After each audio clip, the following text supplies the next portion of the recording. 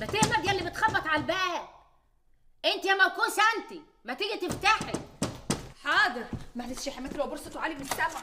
عيوش اهلا. ازيك يا سكين؟ الحمد لله. تدخلي نورتي. يا نورك. ازيك يا خالة؟ ازيك اللي ما تختشيش؟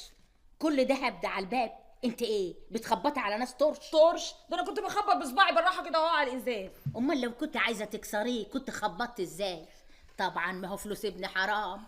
اختك تقعد تمرش في هدومه لما هتقطعها وتهريها، وانت تخبطي على الباب عشان تكسريه، وهو المدهول يدفع ويجيب. هو ايه اصله ده؟ معلش يا سكينه دي ما تقصدش يا اختي. هروح اعمل لك كوبايه شاي. لا شاي هي عيش. انت نسيتي مشوار وسط البلد اللي هنروح عشان نجيب القماش. وانا اقدر انسى يا اختي ولا اتاخر عليكي؟ ربنا يخليكي ليا يا رب. انتوا بتقولوا ايه يا بنت انت وهي؟ ما تفهموني. يا اختي بندعي لك بالصحه وبالعافيه وطولة العمر. انت يا بنت هتاكل بعقل حلاوه؟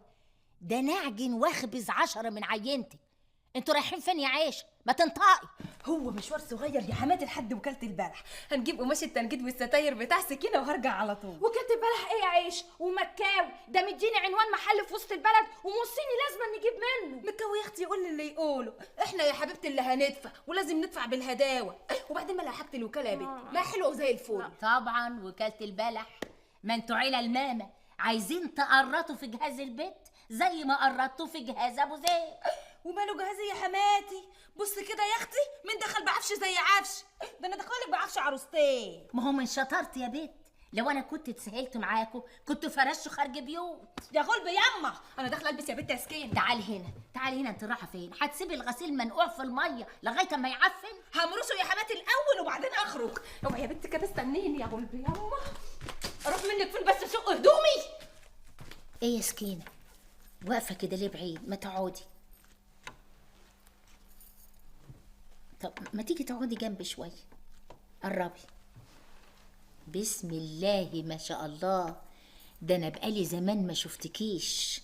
ده انت بقيتي عامله زي ايه؟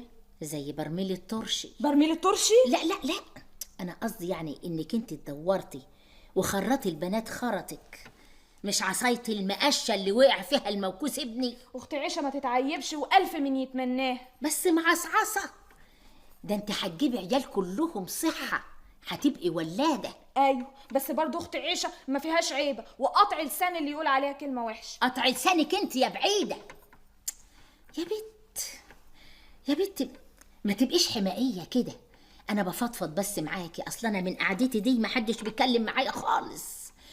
الا قولي لي يا سكينه، هو انتوا اتفقتوا مع المحروس خطيبك انتوا تجيبوا ايه وهو يجيب ايه؟ طبعا. طبعا. هو هيجيب الكهربائيات والعفش وانتوا تجيبوا الستاير والتنجيد. لا مكاوي قال ان هو هيجيب التلفزيون والتلاجة، وعلى اخويا هو اللي هيفرش الشقه كلها. معلوم. ما هو متكوي طول عمره ناطح. هتجيبوا حاجتكم من وكالة البلح يا عيلة عرة